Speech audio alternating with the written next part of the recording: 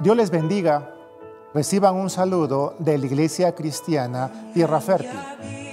Soy Mirko Guarachi y junto a mi esposa Helen López pastoreamos esta iglesia. Contamos con la cobertura del Ministerio Olivos Verdes Internacional, cuya sede es en Costa Rica y es presidida por el apóstol Jorge Luis Soto. Los invitamos a que nos acompañen en las redes sociales y a suscribirse a nuestro canal para compartir la palabra de Dios. Gracias.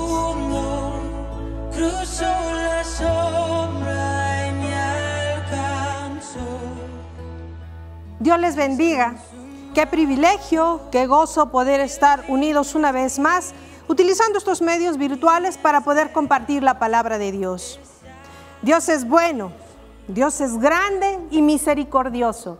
Nos ha regalado un día más de vida, por eso le damos gracias. Gracias, Señor, porque estamos juntos, quizá no físicamente, pero en corazón, en oración, somos un solo cuerpo en Cristo Jesús.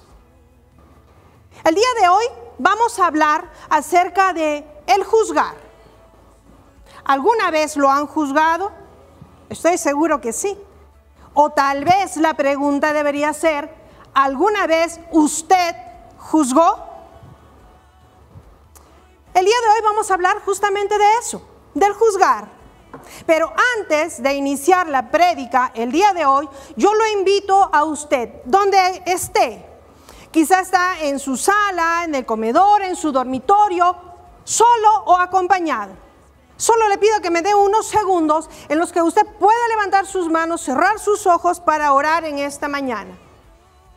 Oh Padre, te damos gracias por este día, por la bendición de poder compartir tu palabra, tu alimento.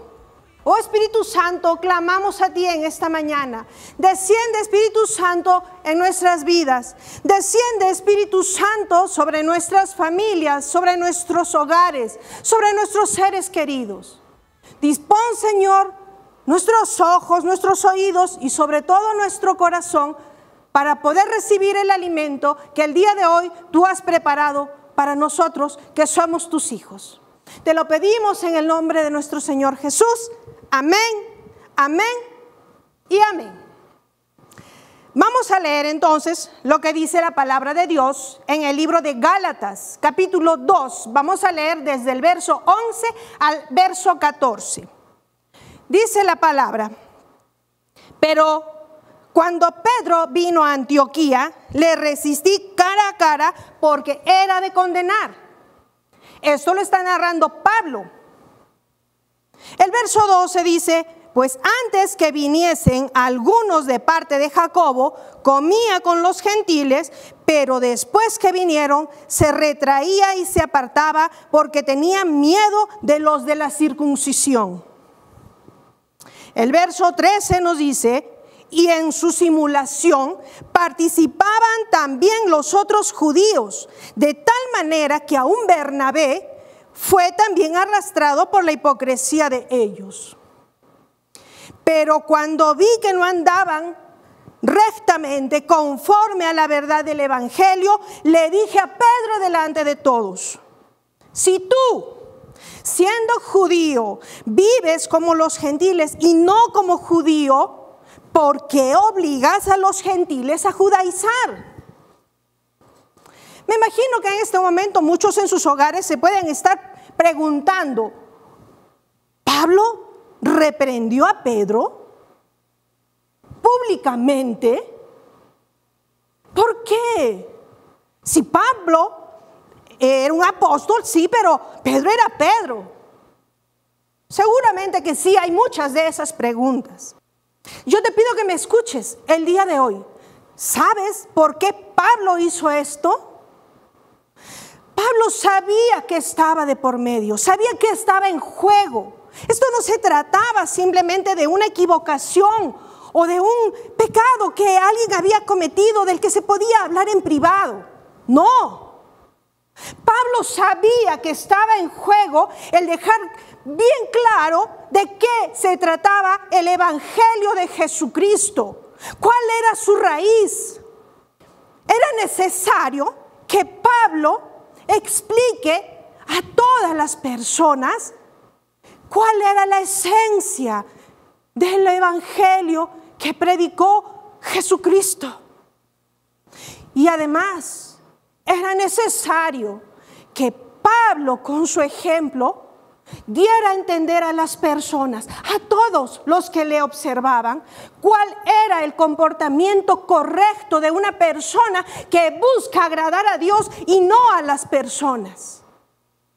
Cuando uno tiene un corazón recto, no le importa si es que le cae bien a alguien o no, trata siempre de decir la verdad, a veces cueste lo que le cueste. Hay otras cosas más que Pablo quería que nosotros nos diéramos cuenta. Él quería que nosotros entendiéramos con la actitud que se describe esta falta de caridad, la religiosidad, el legalismo, el juicio severo. Y lo más importante, predicar y no aplicar. Todo esto está contenido en la cita bíblica que acabamos de leer. Por eso, Pablo escribió esta carta a los Gálatas. Hablemos ahora acerca de la falta de caridad. Pedro ya nos había demostrado con su actitud, el que era compartir con los gentiles, que estaba bien poder hacerlo porque el mandato de Jesucristo era que el evangelio se ha llevado a todos, que todos pudiésemos conocerlo. Por eso Pedro compartió la mesa con los gentiles y estuvo bien, estuvo bien. Pero ¿qué pasó con Pedro? Pedro se asustó, Pedro tuvo temor, porque se presentaron los cristianos judíos.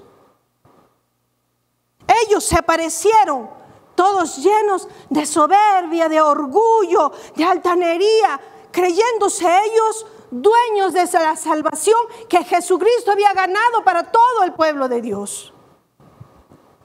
Ellos además decían con menosprecio, porque su corazón estaba lleno de falta de caridad. Ellos decían: tú eres gentil. Si tú quieres acceder a la salvación que es nuestra, primero tienes que ser judío. Y sobre todo, primero tienes que someterte a la circuncisión. Pura palabrería de los cristianos judíos. Es lamentable que esto que les estoy narrando, que sucedió en esos tiempos, se lleve a cabo ahora. Porque esto no solamente es una historia, no solamente es algo que podemos ver en la palabra de Dios, es algo que nosotros lo vemos cada día en nuestra vida. Sí, ¿por qué? Porque nosotros muchas veces estamos prestos a condenar, a juzgar. Sí, sí es cierto. Y tenemos que aprender a ser valientes y reconocer nuestras faltas. Porque nosotros, lamentablemente, en muchas ocasiones estamos prestos siempre a señalar, a juzgar. Y quien creyera también a condenar. Pero miren lo que nos dice la palabra de Dios en el libro de Mateo. Es una advertencia acerca de aquellos que creen que tienen el derecho de poder juzgar a las personas. Dice el libro de Mateo, capítulo 7, verso del 1 al 5, no juzguéis para que no seáis juzgados, porque con el juicio que tú juzgas, serás juzgado. Y con la medida con la que mides, os serás medido. Dice además, ¿y por qué miras la paja que está en el ojo de tu hermano y no echas a ver la paja que está en tu propio ojo? ¿O cómo dirás a tu hermano, déjame sacar la paja de tu ojo y he aquí la viga en el ojo tuyo? El verso 5 dice, hipócrita, la palabra de Dios lo dice: hipócrita, saca primero la viga de tu propio ojo y entonces verás bien para poder sacar la paja del ojo de tu hermano. Es una palabra muy fuerte, que muchas veces la leemos por leerla, pero nosotros debemos aprender a recibirla con humildad. Muchas veces, es lamentable decirlo y más reconocerlo, somos más conocidos por siempre estar dispuestos a criticar a los demás, en lugar de que se nos conozca por ser personas que damos palabra que edifica, que consuela. Muchas veces nosotros, con esa falta de caridad, nos convertimos en esa piedra de tropiezo que hace que las personas que buscan a Dios se tropiecen y en lugar de acercarse más a Dios, terminan alejándose. Es esa falta de caridad de la que habla Pablo. No podemos nosotros permitir que esté en nuestra vida. Por el contrario, nosotros debemos buscar, debemos anhelar, tener una palabra de consuelo, estar dispuestos a dar misericordia. Debemos recordar lo que dice la palabra de Dios en el segundo libro de Corintios, capítulo 1, verso del 3 al 5. Dice la palabra de Dios: bendito sea el Dios y Padre de nuestro Señor Jesucristo, Padre de misericordias y de toda consolación, el cual nos consuela en todas nuestras tribulaciones, para que podamos también nosotros consolar a los que están en cualquier tribulación, por medio de la consolación con que nosotros somos consolados por Dios. Porque de la manera que abundan en nosotros las aflicciones de Cristo, así abunda también por el mismo Cristo nuestra consolación. Leamos además el libro de Lucas, capítulo 6, verso del 36 al 37. Dice la palabra de Dios, escúchenlo bien: sed pues misericordiosos, como también vuestro Padre es misericordioso. No juzguéis y no seréis juzgados. No condenéis, dice la palabra de Dios, y no seréis condenados. Perdonad y seréis perdonados. Mis amados hermanos y hermanas, guarden en su corazón la falta de perdón, el juicio y la condenación. Inhiben el bien y atan el espíritu. El mundo sería un mundo totalmente distinto en estos tiempos que estamos viviendo. ¿Cuánta gente necesitada hay de caridad y de misericordia? Así como tú has recibido consolación, dice la palabra de Dios, aprende a dar de lo que tú has recibido. Si tú has sido consolado por Dios, Padre misericordioso, tienes que estar dispuesto también a dar esa misericordia. Ahora hay tantas personas, hay tanta persona necesitada, hay tanta persona que llora y que muere. La palabra de Dios dice que el pueblo de Dios está muriendo por falta de conocimiento. Sé tú entonces esa persona que esté dispuesto a ser el que dé palabra de edificación, consuelo y misericordia. Recordemos lo que dice la palabra de Dios en el libro de Proverbios, capítulo 14, verso 21. Peca el que menosprecia al prójimo, mas el que tiene misericordia del pobre será bienaventurado. Amén. Aleluya. Hablemos ahora del segundo punto. La religiosidad. ¿Qué es la religiosidad? La religiosidad son creencias, pensamientos concretos impregnados de rituales. Esos pensamientos que tenían enfrascados a los cristianos judíos y a los gentiles. Se decían, pensaban, opinaban, enfrascados en una serie de pensamientos que no los llevaba a ningún lugar. Pablo, al ver esto, en todo momento quiso enseñar y sobre todo quería que el pueblo de Dios entendiera que nosotros ya no vivíamos bajo la ley. Ahora, el pueblo de Dios, gracias a ese sacrificio perfecto que hizo Jesucristo en la cruz, vivíamos por gracia. Por lo tanto, ya no era necesaria la circuncisión.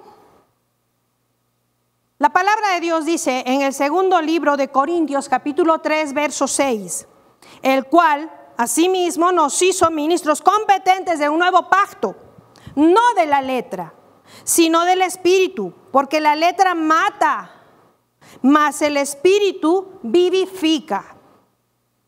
Amados hermanos, hermanas, el reino de los cielos está abierto para todos, seas pobre o seas rico, seas poderoso o seas humilde.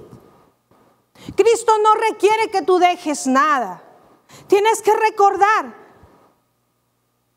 Jehová de los ejércitos lo dice la palabra de Dios en el libro de Ageo, capítulo 2. Él es dueño del oro y la plata. Él no necesita de tus bienes, no necesita ni de tu posición ni de tus posesiones. ¿Sabes qué es lo que quiere? ¿Sabes qué es lo que busca Dios de ti? Quiere tu corazón. Quiere transformarte a ti, porque tú tienes que recordar que tienes un propósito santo. Él requiere eso de nosotros, nos quiere a nosotros mismos para que seamos testimonio fiel de lo que Él hace en nuestra vida y seamos de inspiración para las demás personas, para que los demás que te observan te vean y digan: yo quiero ser como Él, yo quiero ser como ella. Así feliz, pase lo que pase, siempre está feliz. Siempre tiene salud, siempre está bendecida, siempre está bendecido. Yo también quiero ser así. Es que hay alguien que a ella o a él lo ama de una manera ilimitada. La gente se pregunta eso. Y entonces eso es lo que quiere Dios de nosotros, que seamos esas personas que impactemos en la vida de los demás. Y para eso no tienes que dejar lo que tú eres. Por el contrario, tienes que usar lo que Dios te ha dado a ti para que los demás te vean.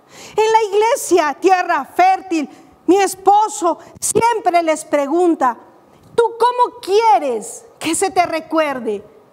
¿Qué quieres que digan de ti al pasar los años? ¿Quieres que te recuerden como una persona así toda arrugadita, enojada, siempre en la posibilidad de estar regañando, reclamando, señalando a las personas? ¿O quieres que se te recuerde como una persona que siempre tuvo una palabra de consuelo? Yo no sé, quizás no se van a acordar de tu nombre, no se van a acordar ni siquiera de tu rostro, pero cuando pasen los años, ¿sabes qué? Va a haber una persona que se detenga y diga: yo no sé quién es, no sé en qué momento sucedió, pero hubo una persona que Dios mandó a mi vida. Yo estaba muy mal, yo estaba muy desesperado.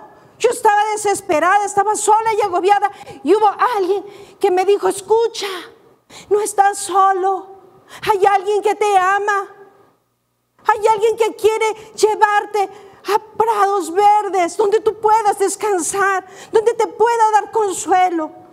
Este es Dios, Dios te ama, Dios quiere algo de ti, y eso cambió mi vida. Eso es lo que quiere Dios de nosotros, ser esas personas que impactemos positivamente en los demás. Hablamos ahora acerca del legalismo. ¿Qué entendemos por legalismo? El legalismo es una Es una posición que se enfatiza en determinadas leyes o reglas para alcanzar algo. Lamentablemente la circuncisión, que como lo sabemos, va hasta el tiempo de Abraham, quiere decir esto, que es antes de la ley de Moisés, fue un tema que generó mucha controversia. Jesucristo siempre lo supo y él siempre enseñaba que las personas estábamos comenzando a vivir en contradicción. ¿Qué quiere decir esto? Que las personas decían algo, exigían algo, pero a la vez ellas mismas no lo cumplían. Vamos a ver lo que dice la palabra de Dios en el libro de Juan, capítulo 7, verso del 23 al 24. Dice la palabra de Dios: si recibe el hombre la circuncisión en el día de reposo para que la ley de Moisés no sea quebrantada, ¿os enojáis conmigo porque en el día de reposo sané completamente a un hombre? El verso 24 nos dice, y preste atención en esto: no juzguéis según las apariencias, sino juzgad con juicio justo. Jesucristo nos advertía de lo malo que podía ser dar un juicio en una forma superficial. Juzgar a las personas sin conocer lo que realmente está sucediendo es malo. Y Jesucristo nos lo estaba diciendo. Fíjese, dice la palabra de Dios que cuando un varón nacía, tenía que cumplir al 8º día la circuncisión, pero ellos no se detenían a incumplir el día de reposo si es que caía un día de reposo para cumplir supuestamente la ley, porque supuestamente lo que ellos hacían estaba bien y porque lo que Jesucristo estaba haciendo estaba mal. Aún en estos tiempos, aún nosotros también nos comportamos de la misma manera. Siempre estamos prestos a escuchar lo que dicen todos.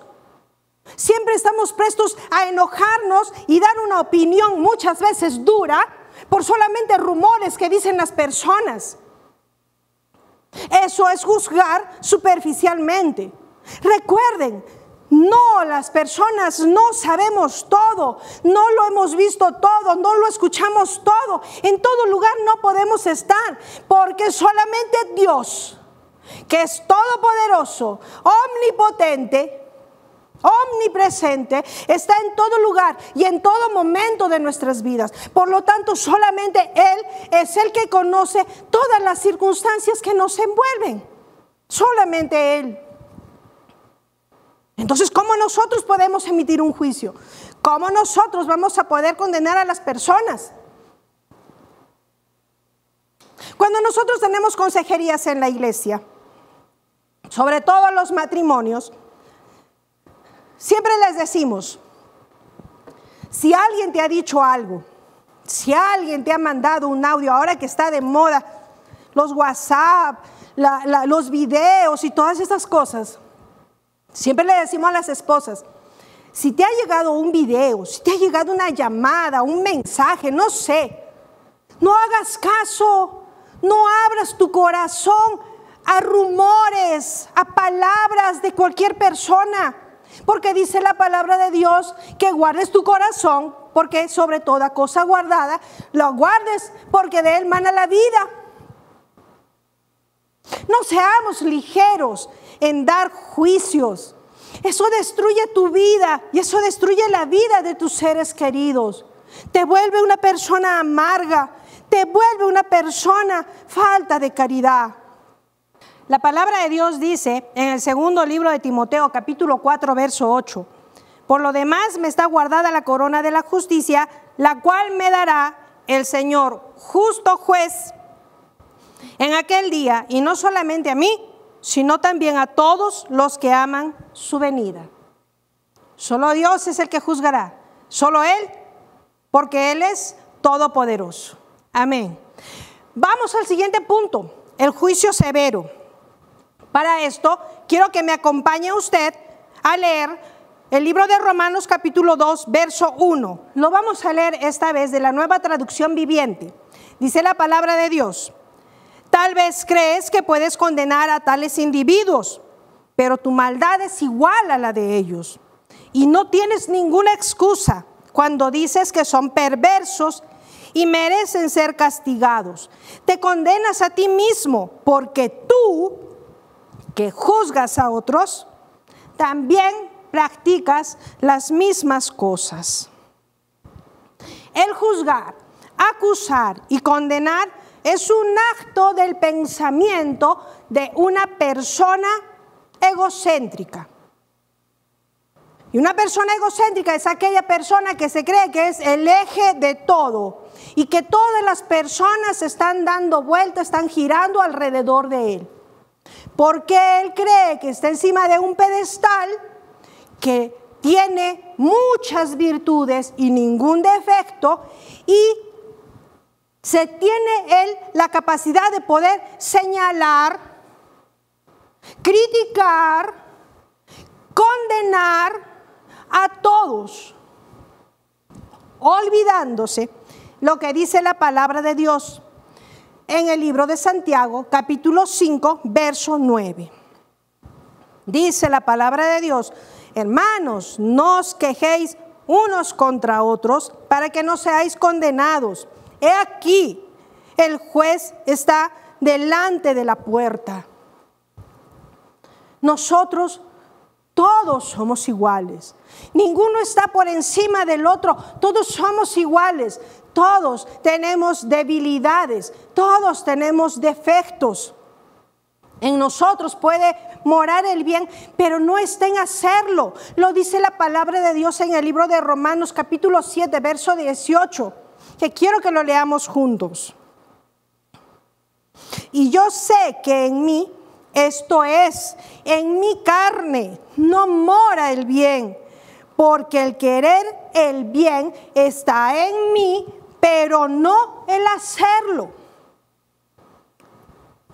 Ninguna persona, escúcheme bien, hermano, hermana, abre su corazón en esta mañana. Ninguna persona tiene una posición tan segura de la cual en algún momento no va a caer, porque todos vamos a equivocarnos, todos tenemos errores, todos.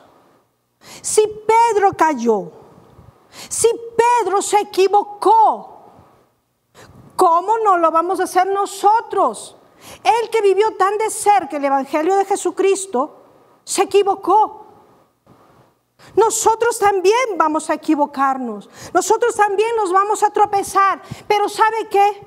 Yo quiero que me escuche, porque el fracasar en la vida de una persona no es equivocarse, no es tropezar.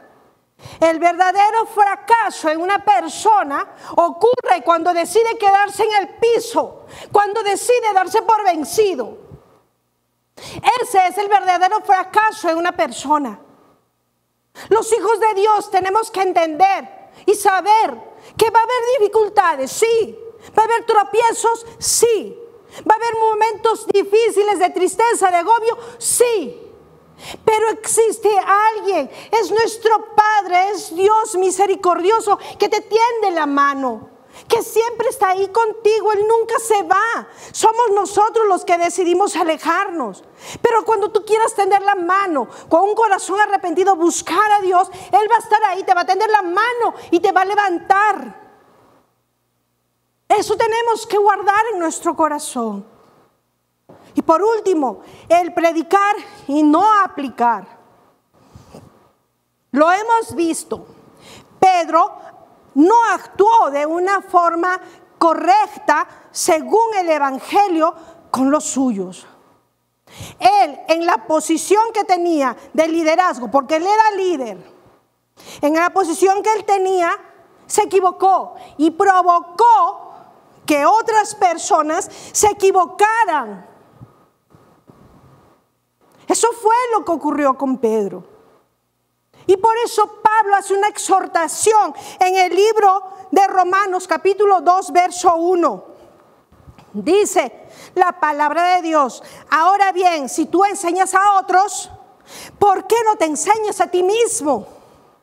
Predicas a otros que no se debe de robar, pero tú robas. Aleluya, Jehová vive y reina por siempre y para siempre.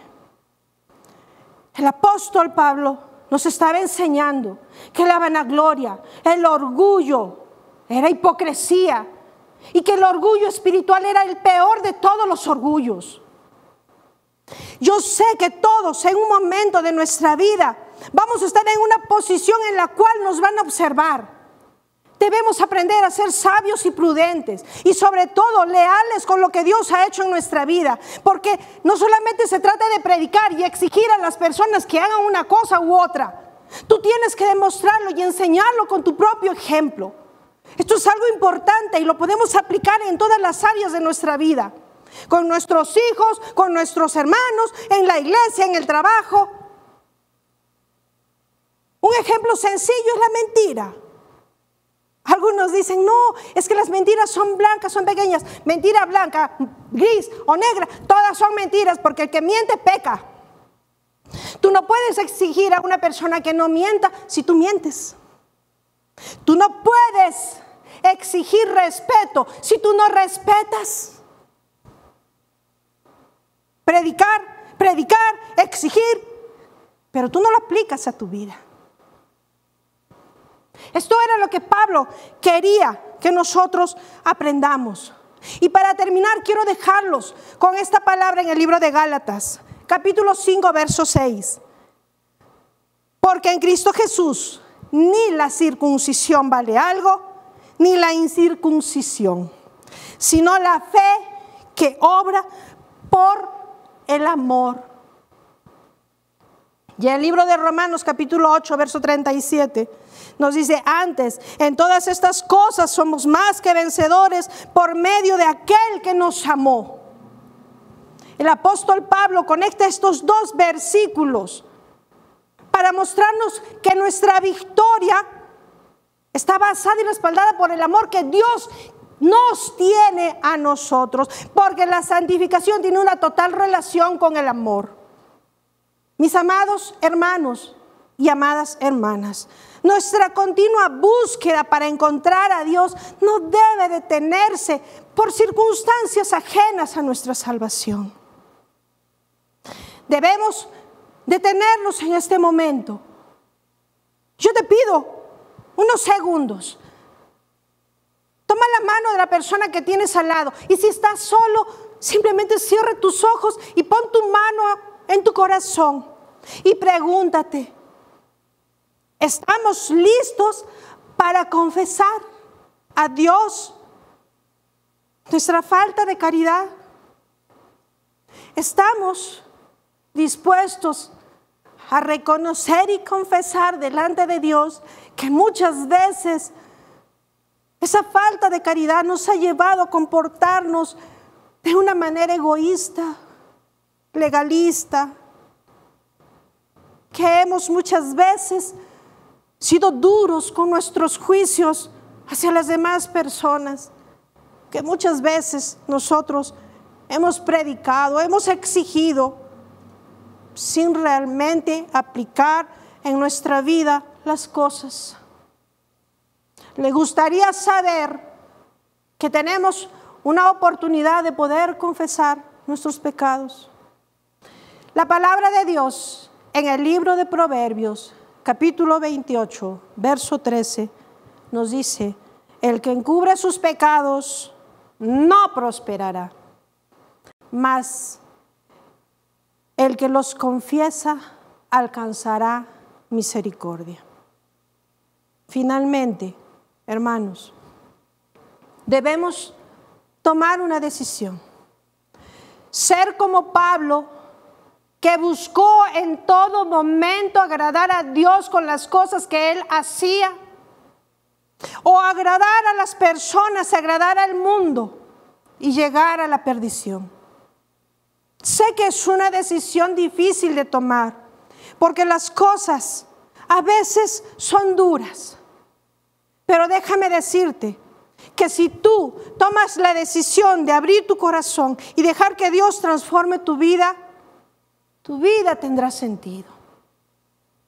Preguntémonos entonces, ¿estamos preparados para encontrarnos con Dios? Si es que aún tu respuesta es no, yo te invito a que hagas 5 cosas. Primero, reconoce la necesidad que existe en tu vida. Segundo, en tu corazón busca la revelación para poder entender el verdadero sacrificio de amor que hizo Jesucristo en la cruz al morir por nosotros. Tercero, de un paso decisivo de compromiso con Jesucristo. Cuarto, permita que Dios entre en su vida y la transforme. Y quinto, aprenda a guardar su corazón, porque de él mana la vida. Muchas gracias por este tiempo. Lo bendecimos a usted y a toda su familia. Que Dios guarde su vida, su hogar y a todos sus seres queridos. Y recuerde, guarde su corazón de todo falso juicio, de todo legalismo, de toda falta de caridad. Por el contrario, busquemos ser de edificación. Demos palabra de misericordia y de consuelo a las personas. Amemos a nuestro prójimo. Permanezcamos unidos en el amor de Jesucristo. Que todo lo que emprenda en esta semana sea de gran bendición para su vida. Nosotros, con el favor de Dios, podremos vernos la próxima semana. Muchas gracias por acompañarnos. Que Dios lo bendiga. Amén.